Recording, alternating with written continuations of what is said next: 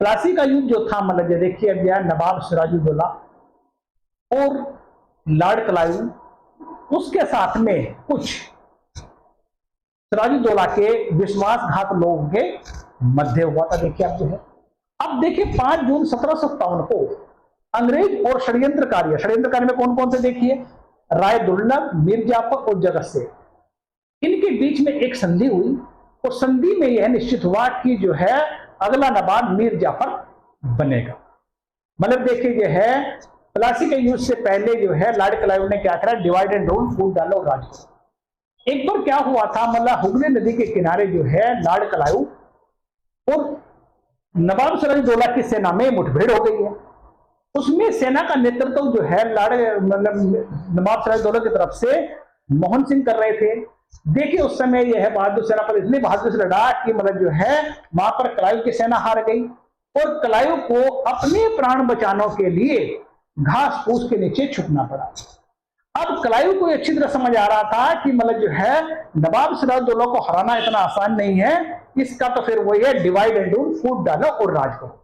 इसी नीति के तहत ही देखिए इसने जो है सिराजुद्दौला के जो मतलब जो है विश्वास पात्र थे उनको जो है अपनी तरफ करने का षड्यंत्र रचा, पूरा प्रयास किया। इस षड्यंत्र में देखिए राय दुर्लभ, मीर जाफर, जगत सेठ, इनको अपनी तरफ करके एक संधि की और संधि के अंतर्गत मीर जाफर को सिराजुद्दौला का उत्तराधिकारी बनाना निश्चित हुआ कि मतलब जो है हम जो है जो मीर जाफर जो था सेनापति था सिराजुद्दौला का, इसको हम मतलब जो है अगला नवाब बनाएंगे, आप हमारी सहायता करो और सिराजुद्दौला को हम हटा देते हैं।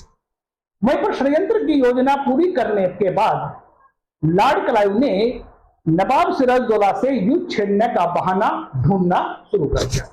देखिए जब लॉर्ड क्लाइव की पूरी योजना तैयार हो गई, अब देखा कि हम युद्ध कैसे करें, मतलब क्या कारण बताएंगे वहां पर।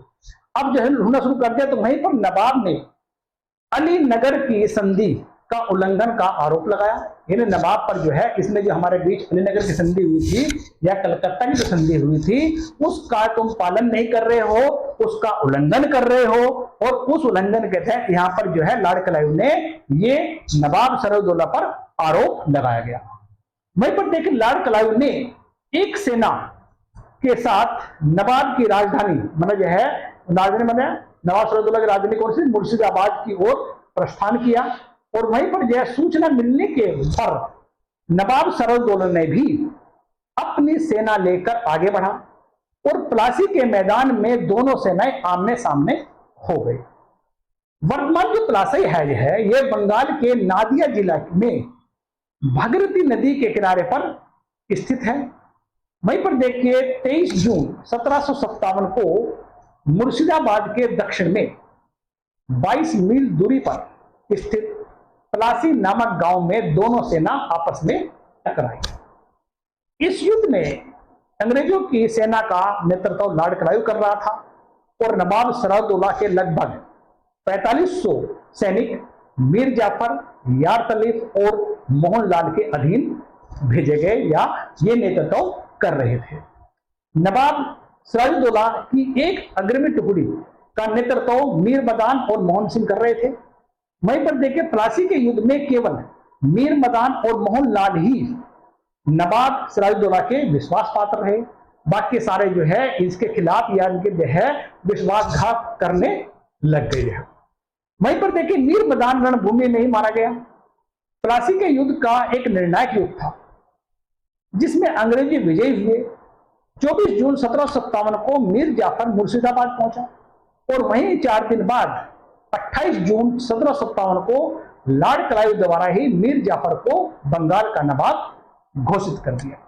देखिए अगर हम बात करते हैं प्लासी का युद्ध कोई युद्ध नहीं था, यह पूर्णतः एक धोखेबाजी थी, पूर्णतः एक विश्वासघातियों का एक षड्यंत्र था जिसमें जो है सिराजुद्दौला उलझकर रह गए और मतलब जो है सिराजुद्दौला को अपने शासन से हाथ धोना पड़ गया। देखिए अब वहीं पर देखिए अगर हम बात करते हैं मतलब प्लासी के युद्ध के बारे में बहुत सारे विद्वान उन्होंने अलग अलग बातें कही हैं।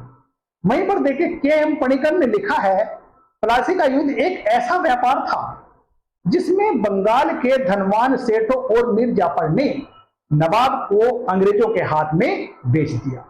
मतलब जो है उन्होंने नवाब से जो संधि की है उसके साथ में क्या किया, नवाब का मतलब जो है विश्वासघात किया, मतलब एक तरह से उसके विरुद्ध कार्य किया। यहीं पर देखिए मतलब जो है दूसरी बात कर देखते हैं हम यहाँ पर जो है युद्ध में पराजित होने के बाद सिराजुद्दौला मुर्शिदाबाद भेज दिया गया, जहां मीर जाफर के लड़के मीरन ने मोहम्मद बेग के द्वारा नवाब सिराजुद्दौला का वध कर दिया गया। वहीं पर देखिए प्लासी के युद्ध के बाद एक हमारे हैं ल्यूक स्क्रप्टन को नवाब के दरबार में एक रेजिडेंट नियुक्त कर दिया गया। वहीं पर देखिए सारी पावर जो है इसको मीर जाफर को दे दी। मीर जाफर को बंगाल का अगला नवाब बना दिया गया। मीर जाफर ने अंग्रेजों को बहुत धन संपत्ति दी, यहां तक कि देखिए मीर जाफर के बारे में एक बात कही जाती है कि मीर जाफर जो है बोरी का मुख है, हाथ डालो निकाल लो। देखिए मीर जाफर भी इनकी जो डिमांड है पूरी करता थक गया था, जो है वो भी मतलब इनसे छुटकारा पाने का प्रयास करने लगा। वहीं पर देखिए प्लासी के युद्ध के बाद जो है दस्तक का दुरुपयोग बड़े पैमाने पर होने लगा। देखिए दस्तक क्या था, एक परमिट था जिसमें जो है जिसको इशू होता था, जिसको जारी किया जाता था वो जो है टैक्स नहीं देता था, मतलब टैक्स से बच जाता